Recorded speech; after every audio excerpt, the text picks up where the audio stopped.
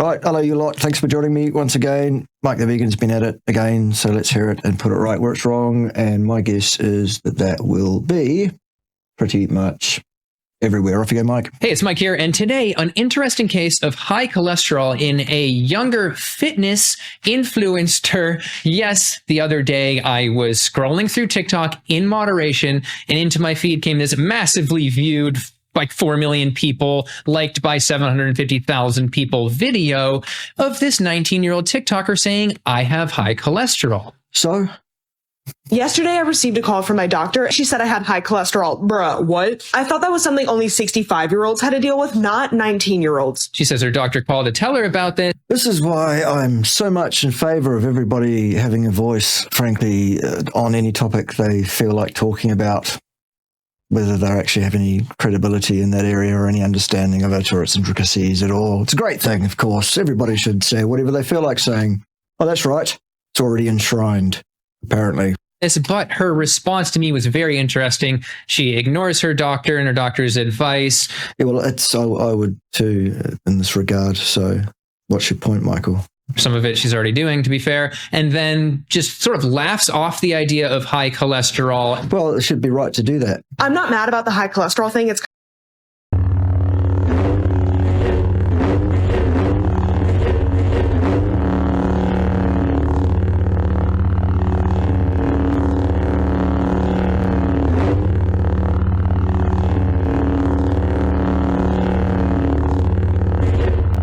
And then on top of that, we have this comment section making a bunch of very well-liked claims as well that I just... A bunch of really liked claims, was it, Michael? Absolutely have to respond to. No, you really don't have to, Michael. It'd be much better if you didn't, because mostly everything that comes out of your gob is absolute rancid, pustulous nonsense. I suppose we better hear it, though. Working out raised her cholesterol. Was it genetics? Was it because she had an eating disorder? And I do want to say I'm going to try to be very sensitive in this video because she had an eating disorder. I'm having to talk about some food-related things. We're going to be looking at what she's eating, but I want to do it in as healthy of a way as possible. Well, the best thing that you could do to be healthy or promote health or adequate, sensible, even competent education of the masses at large, Michael, is to shut your mouth. Permanently.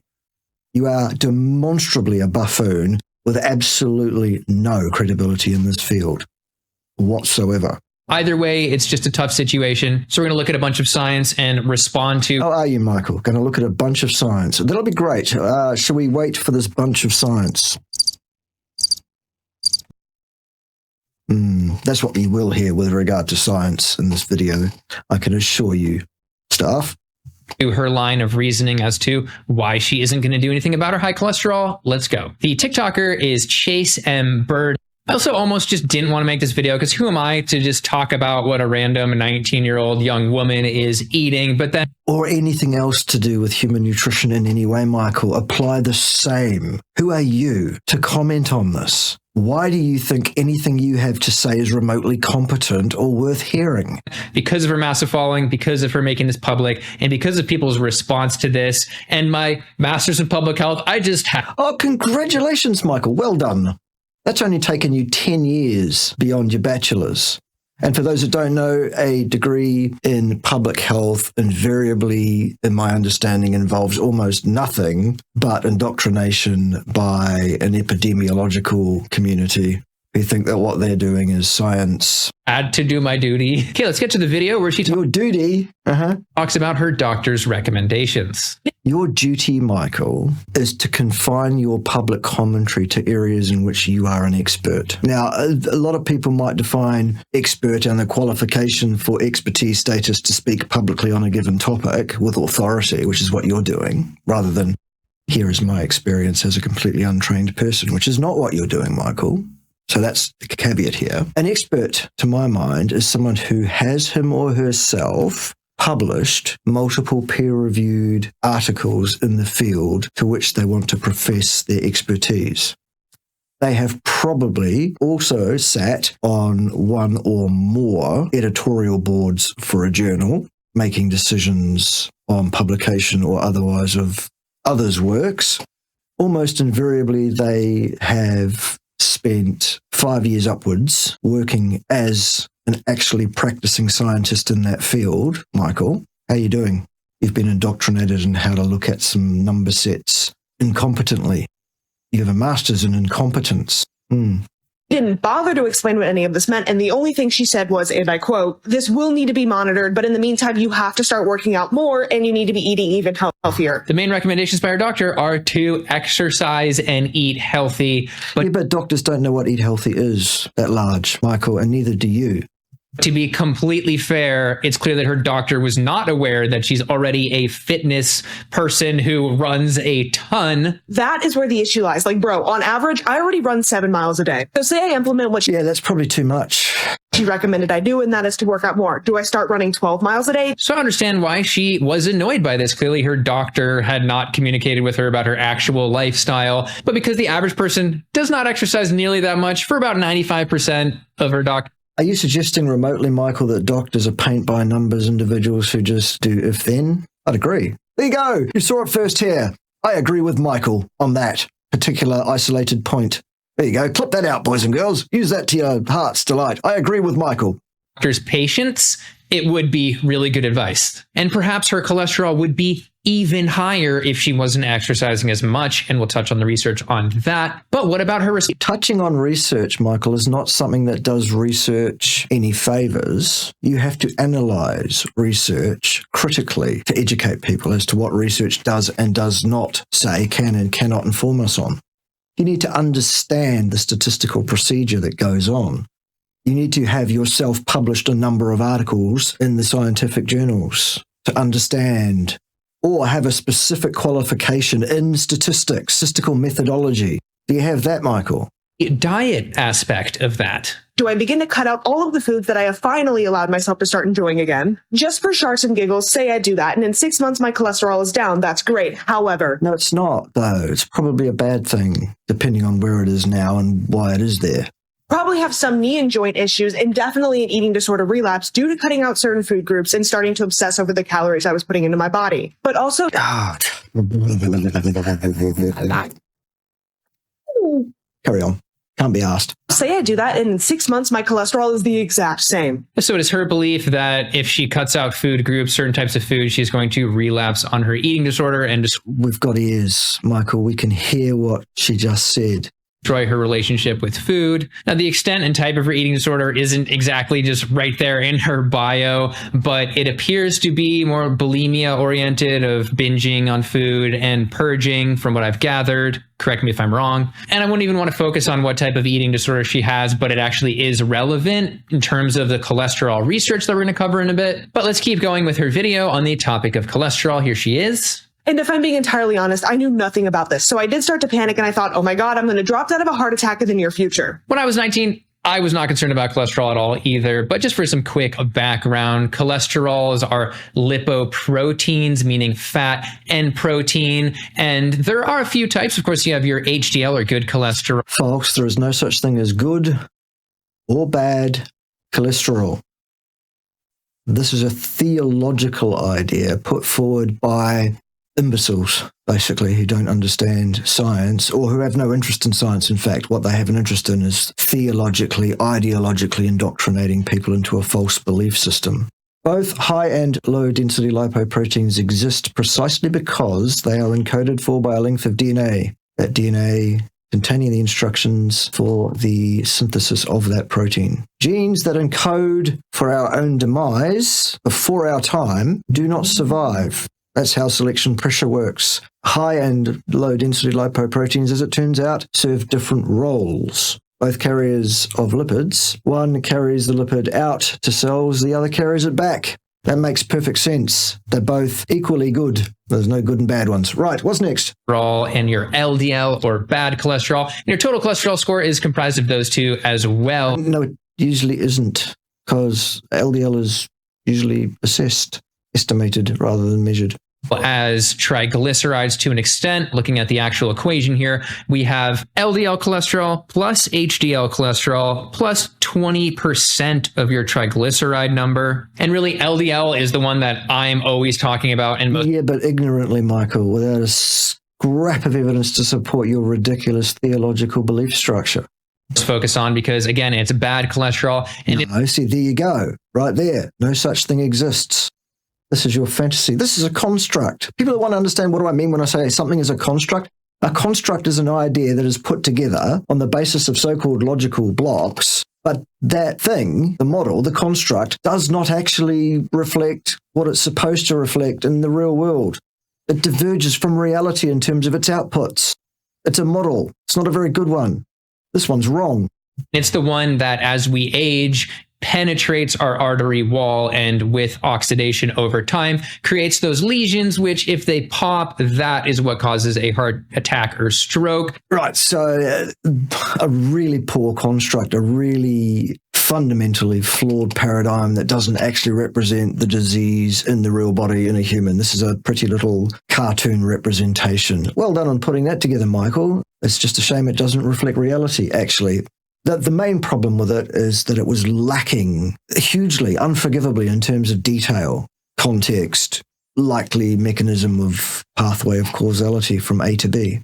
And then, of course, over time, as that builds up, we get the narrowing of arteries and lower blood delivery to our tissues. I'm not mad about the high cholesterol thing. It's kind of funny. What I'm mad about is her telling me I need to work out more and eat healthier when I am already doing that. I think with a little bit more knowledge, she might think that cholesterol being high is not funny. I mean, it's... Or if she actually does get educated on the truth as we know it based on the science that we have, combined with any amount of anecdotal material to support the likely line in reality, then she might come to an entirely different opinion to the one you've come to, Michael, because yours is theological, ridiculous, flawed, fallacious. I love that word, fallacious. Say it with me, everybody. 1, 2, 3.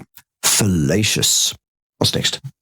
a major contributor to our leading cause of death. Well, it's not, though. This is an associative data set that you see on the board here. It shows the association between this and that. The problems with it include the label of either of those axes actually refers to something that has either been measured to support the factuality of the claim of where the data point even sits, or indeed the other thing being an entirely misused piece of language meant to infer that the data set has more meaning or magnitude in your reality than it actually does, i.e. the word risk.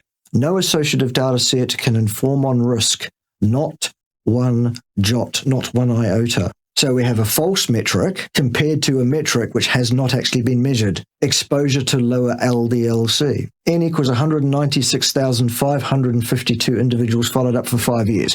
Great. Let's write to the authors of the study and ask them, if they wouldn't mind, to send us their records of 196,552 daily measurements of a person's blood cholesterol level, so that we can talk about their exposure to LDL. Shall we? How long do you think we'll be waiting for a response? Are we done with this chart here?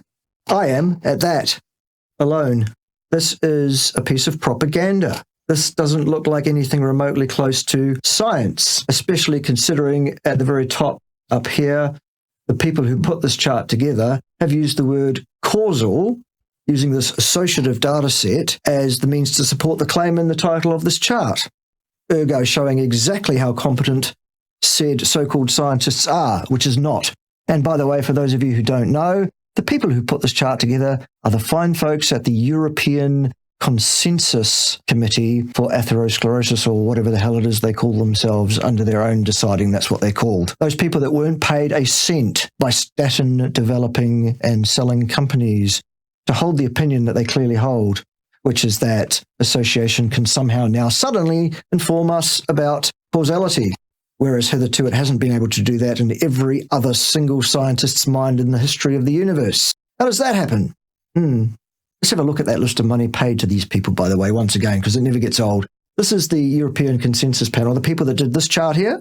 This is their conflict of interest on the matter. Here it is.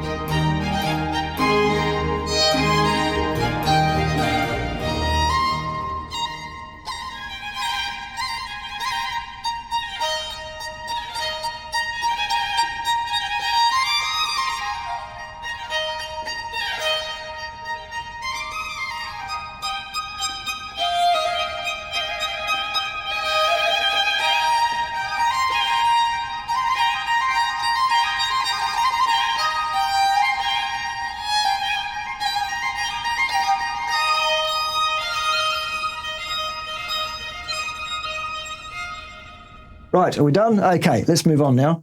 Good. High LDL cholesterol is causally linked to atherosclerosis. Nope. No, it isn't. False. No, and that's tied to everything from spinal disc degeneration and erectile dysfunction. No, it isn't. To either of those things, there are no cause and effect experimental works extant anywhere in the literature that can inform on any such claims, Michael. False. Or sexual dysfunction even in women, as well as Alzheimer's, and just on and on. Yes, eating disorders are no joke, and they have risks. They can even cause death, but we have to put it into perspective. All eating disorder deaths in the US comes in at around... How did we suddenly change tack to be talking about eating disorders? This video is about Michael once again trying to claim that LDL causes heart disease, a claim for which he has never and will never produce any evidence because it isn't so. There is no evidence, there never will be. 10,000 per year, but looking just at heart disease, which is one type of cardiovascular disease, which can be made worse from high cholesterol, that's 7. No, Michael, that's a cause and effect claim which cannot be supported. There is no support for that claim. False.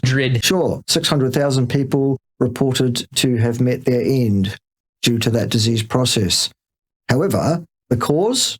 Well, multifaceted. It's not cholesterol. And the last scary point about cholesterol that I'll make here. Scary point. Scare us, Michael. Is just more specific. That's this 2020 study from the Journal of the American College of Cardiology, which found that having high LDL earlier in life poses a... No, it didn't.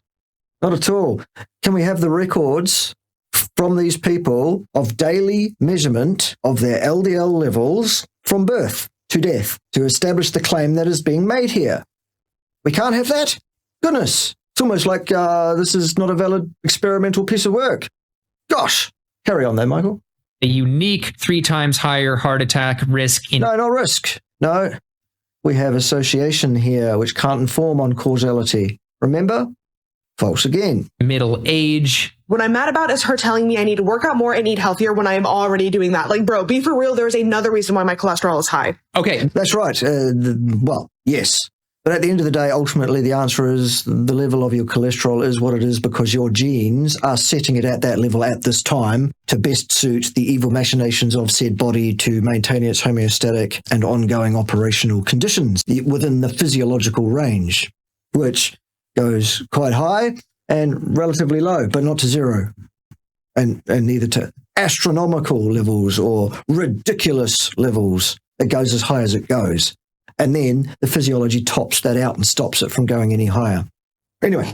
Moving on to those comments, there are a bunch of comments, including one saying that, if you have had an eating disorder, your cholesterol might just end up being higher. Now, there is a little bit of truth to this, so we got to get into the nuance, into the science here, but it depends on the type of eating disorder. First, we have what could be like a binging and purging, bulimia style, and then we have... How about the kind of eating disorder where you fail to provide your body with adequate nutrient by means of avoiding the source of adequate nutrient for human beings, i.e. meat and associated fat, and you end up exhibiting all sorts of symptoms like, without reference to any particular individual whatsoever, but just examples of things that can occur. A lack of robustitude around the jawline, a sunken-in look to the eyes, dark swathes under those eyes, perhaps, a dull appearance to said eyes, bad skin, perhaps, the need to put a filter over your footage on your YouTube videos so that your true skin coloration isn't as evident. What else can occur? Your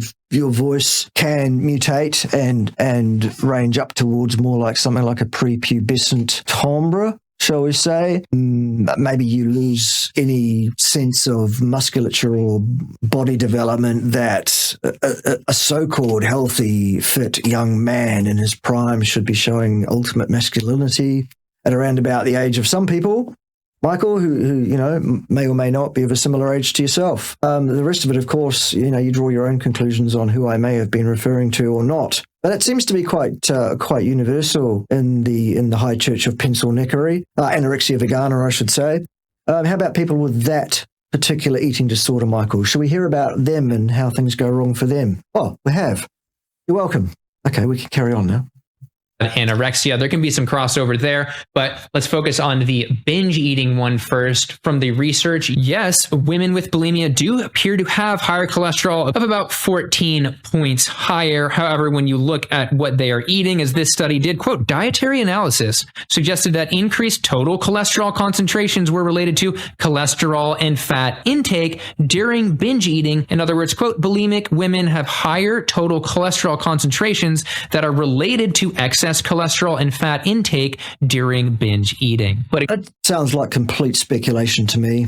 But anyway, my videos tend to focus on a general population rather than any special population, of which eating disorders is one. So it's not really something I'm going to talk much about, other than to say, Michael, really? Were you that short on anything of any value to actually say that you need to start suddenly becoming an expert in eating disorders now, as well as nutrition? Two things which you have no qualifications in whatsoever? Really? Again, credit to the commenters. There's some more truth here when it comes to anorexia, which I don't think applies to her, if I'm correct.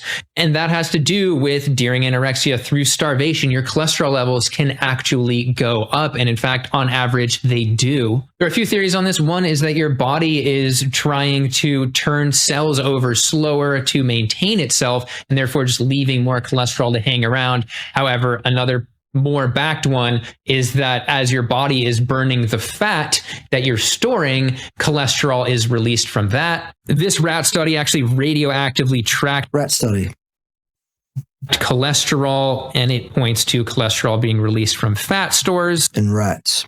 Sorry, little Duke Nukem mice. However, another reason this once again... Wow. You're not that old, Michael. You're too young to appreciate Duke Nukem. Does not apply to her is, as this paper mentions, in general, cholesterol levels in these patients tend to correct after weight recovery. And that correct? Why is normalize to a standard deviation of the entire population considered correct? A person's lipoprotein level at any given time is set by that person's genes. Those genes reacting to the environment in which those genes are placed by that person at that time. Your lipoprotein level right now, Michael, is ideal based on what provision you've given to it, as best as it can be. So is mine. Mine is actually likely to be better than yours because I have actually provided the nutrition my body requires for that as a whole package to optimize the functioning of my body so that I don't have to skimp on things like very, very important cholesterol production, lipoprotein production, to carry that cholesterol around to where it needs to go to do its thing. Right, what are we talking about? Carry on. Research suggests that whatever the cause, these elevations resolve with weight gain. Right, so resolve means normalize. Well, no.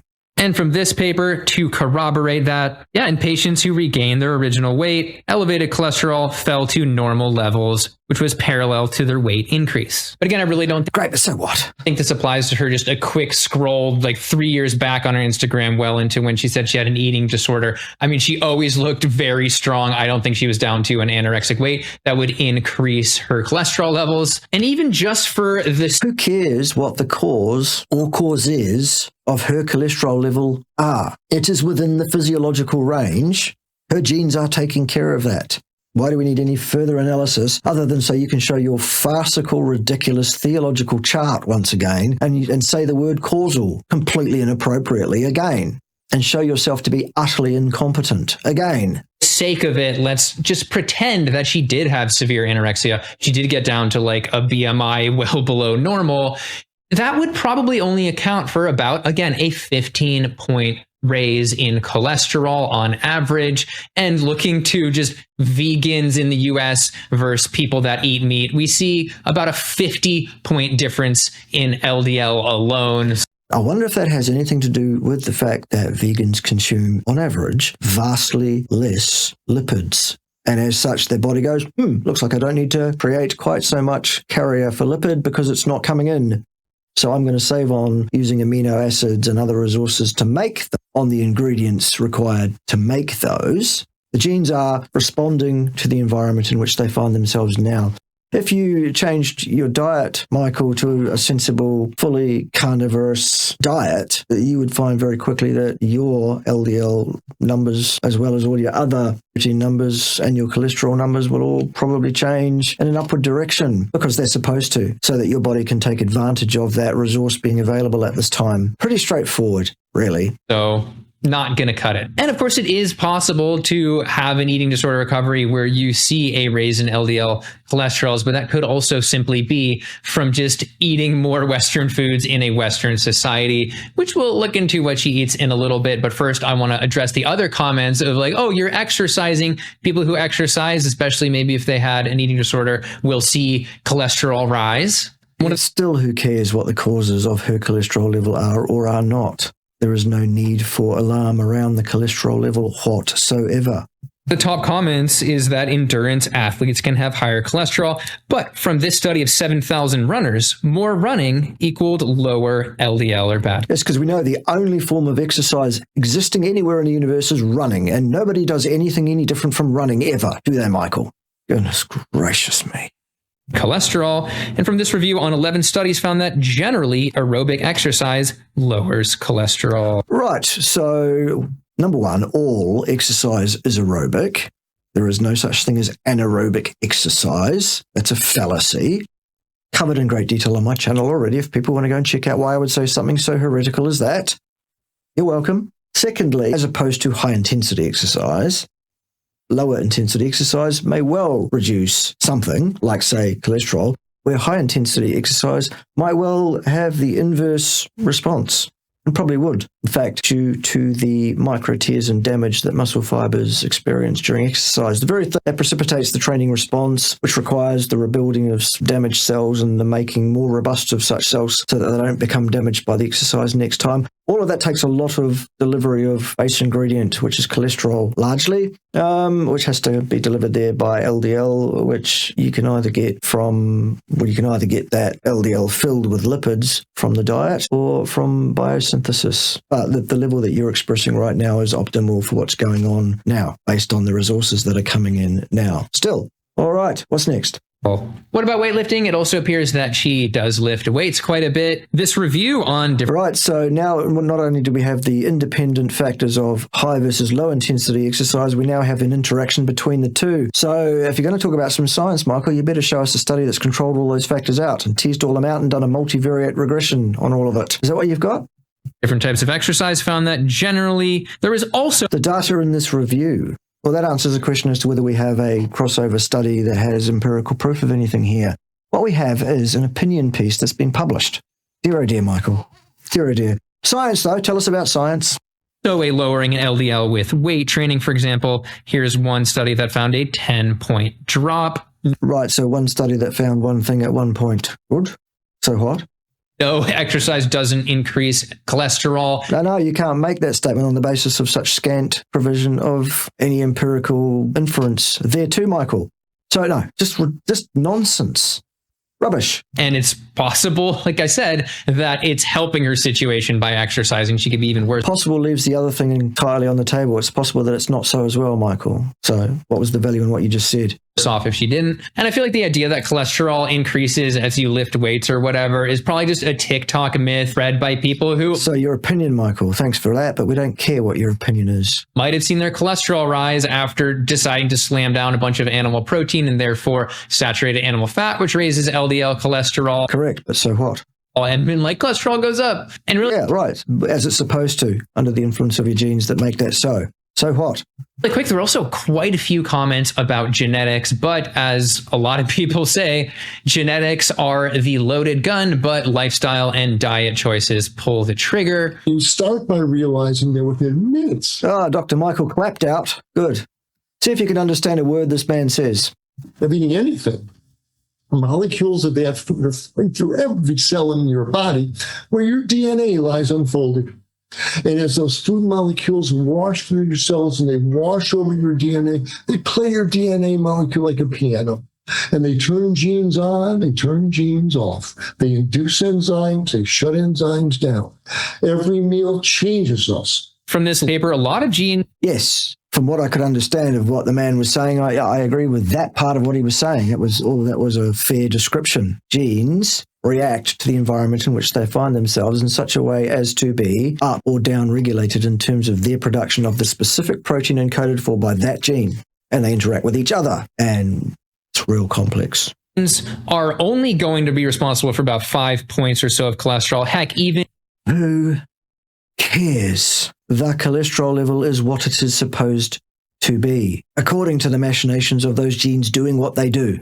And a 1 in a million gene results in just about 20 points higher. Again, less than half the difference between vegan and meat eater. All right, now this is where we have to be, honest and just ask, what is she Michael talking about being honest. Actually eating, which she does share, and where I need to also be very careful to not be like offensive or triggering.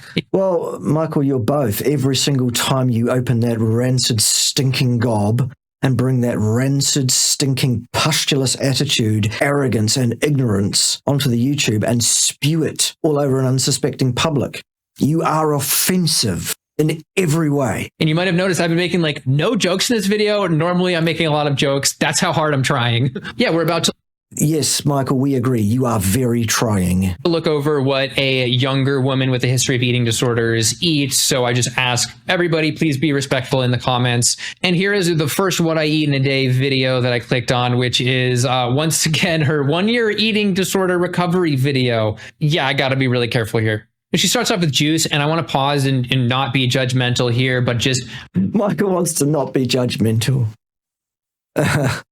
remind people that fiber is really important when it comes to cholesterol. Fiber is completely unnecessary in the human diet. Fact. And again, you don't need to intervene with your cholesterol. Your genes have that sorted. Thanks. Still. Your body dumps excess cholesterol into your small intestine. Fiber is the train that gets it out of your body. Because now suddenly it's radioactive waste that has to be ejected. Otherwise, it's going to cause a problem somehow by being in your intestinal system, ready to be ushered out if it's not needed or resequestered along that journey for some reason. And prevents it from being reabsorbed. And of course, it's reabsorbed when the body needs to do so, Michael, you buffoon. Goodness sake. Oh, this boy's a special kind of stupid, isn't he, kids? Hope you're enjoying the critique. Stick around. More bonuses to come, I'm sure. horse juice has no fiber. I began my morning with a horrendous green juice that was too healthy for me, so I figured I would have pizza for breakfast instead. Again, cheese is the single greatest source of saturated fat in the U.S. diet. So what? Saturated fat raises LDL cholesterol. So what? Just telling it straight. Then Yeah, but so what? We're just left to assume that your statement about heart disease therefore is correct. It's not, Michael, still. eats some chicken parmesan sliders on garlic knots. Then she has this piece of chocolate cake. Then she has a lamb hero, which is a sandwich made of Why are people obsessed with food?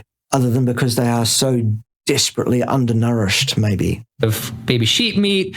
Then she has green powder, then a peanut butter cookie, then the spring roll, which probably has meat, then fried calamari, Probably has meat. which is octopus, then pork belly bao buns. Then she has her main course of a lobster sushi roll, and finally ice cream, which is kind of decked out with chocolate. Now, I did do my best to conservatively estimate this in Chronometer, and I'm not even going to share the calorie content because that's not even what we're talking about here. And it would be irrelevant to anything of any utility anyway, pretty much. But we have to look at the total Calorie is a ridiculous metric on the effective value to a human being in terms of metabolic process. It's just totally inept and inadequate. I've covered that also in great detail on my channel if people want to check that out. totals for saturated fat and cholesterol. Saturated fat came in at over 40 grams in a day. So what? And the cholesterol intake was over 800 milligrams. The So what? American Heart Association Appeal to authority. Who cares what they would recommend? recommends what, for the average person comes out to be 13 grams a day. So Who cares? she's over tripling that. And then in terms of that 800 milligrams of cholesterol, I have an entire video about how, yes, dietary cholesterol does raise blood levels of cholesterol. This Of course it can. It doesn't mean it does, but it absolutely can. And so what? by people trying to deny it. Yeah, that's pretty important. And it's clear that this is a standard American diet with some green powder in the middle. All right, now for one that just looking at what she ate, I thought it might have been a little bit higher, but we're looking at fiber. Yeah, but so what? That's 17.8 grams more than is required by a human on a daily basis. No fiber is required ever, not 1 gram. Total grams of the day at about just 18. Again, fiber is super important for cholesterol because Again, no, it isn't. Again, still, to remind you of the facts, again, the exact requirement for fiber by human beings is not 1 single gram ever, and cholesterol does not need to be intervened. It's under the control of your genes still. Because it doesn't just absorb that cholesterol and get rid of it. It also, in some cases, is broken down by your gut bacteria into short-chain fatty acids, which are amazing. And they actually tell... Short-chain fatty acids, you wouldn't mean, per chance, would you, Michael, butyrate? Would you? You would, because that's the form that's being produced. And then that butyrate, having been taken up from the lumen side of those cells into that cell, undergoes a chemical transformation into a different substance before it can be used for energetic purpose. Do you know what that substance is, Michael? I bet you probably don't. Beta-hydroxybutyrate. What's that?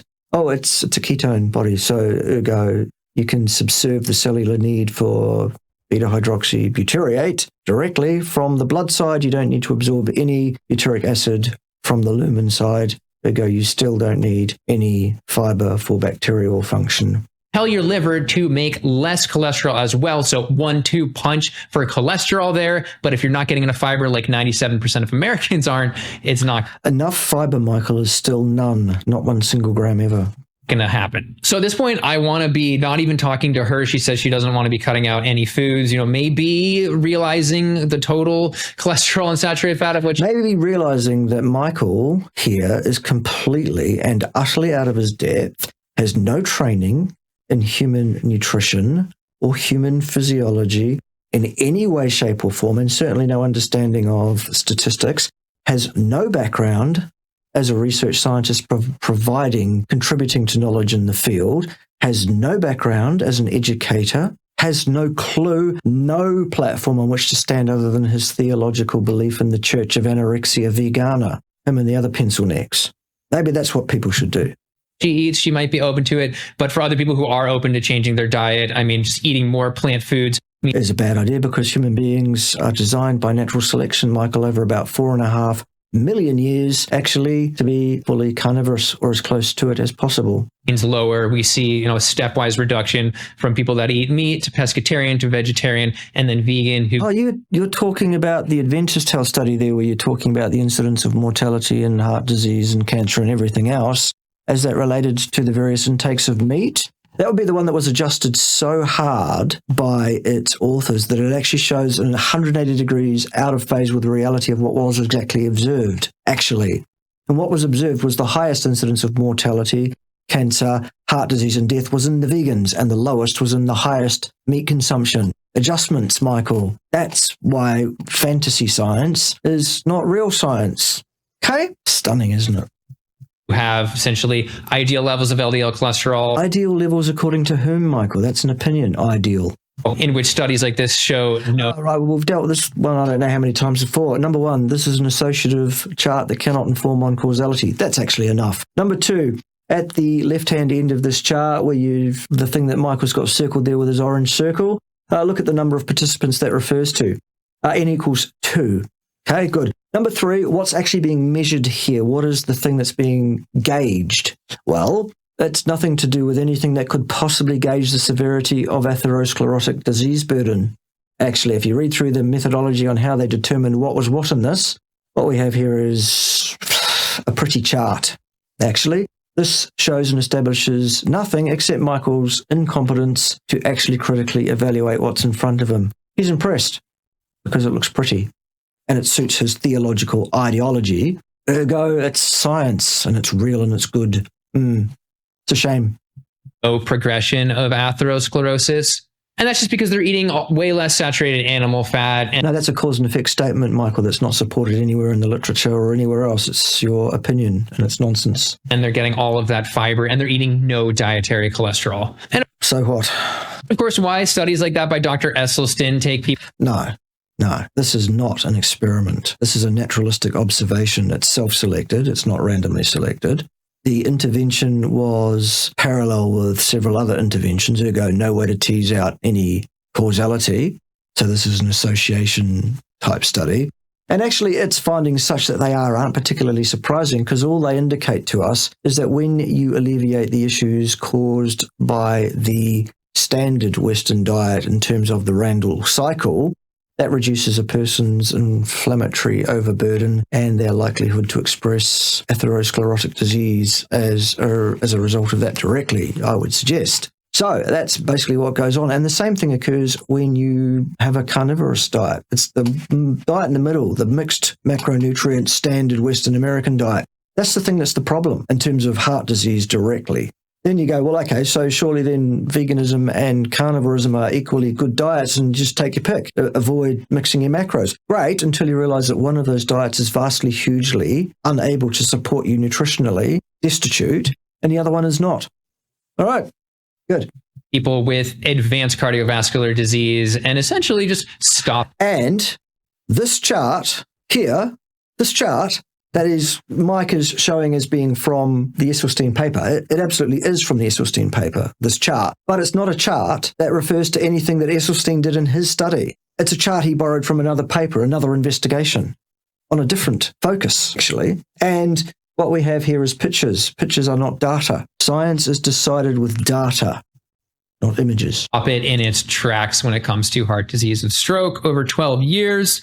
Amazing stoof. So in the end, I guess this sparks an interesting question. Health user bias, done. No control, self-selected, not science. So what?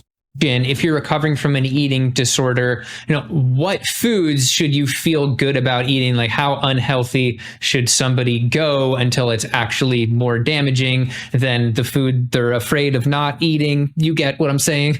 No, Michael. Most of the time, or why you do it. Well, I actually do get why you're doing it.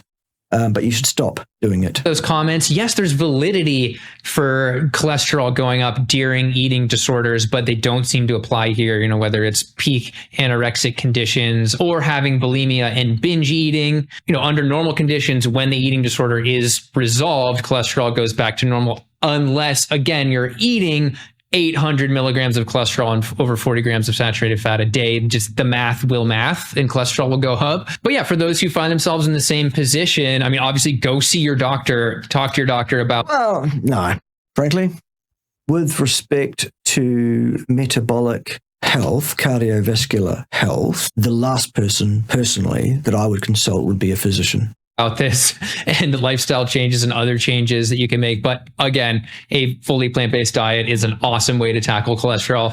But cholesterol doesn't need tackling, Michael. And in fact, tackling it, reducing it artificially is invariably, it seems, problematic. The last time I checked, my LDL was in the 50s. And let me just... So what? That's probably below where ideally, in reality, one's should be. Were one feeding oneself adequate nutrition to allow one's body to optimize its uptake of the cholesterol, to deliver it to the cells to do its goodness. Go down below what you think about all of this. Don't worry. Next, I've given my thoughts here, and that'll be enough. And see you next time, where you'll be wrong again, Michael, because you don't know how to do anything else differently. The rest of you, you know the drill. Don't let the door hit you in the ass on the way out. Let's hear Michael's last few words, and then I'll say, fine, ciao. Video, I will make more obscene jokes for you guys, but I figured I'd just leave it like that. And of course, feel free to like and subscribe, all that good stuff, and I'll see you in the next one. Thanks for watching. Right, there you go. Ciao.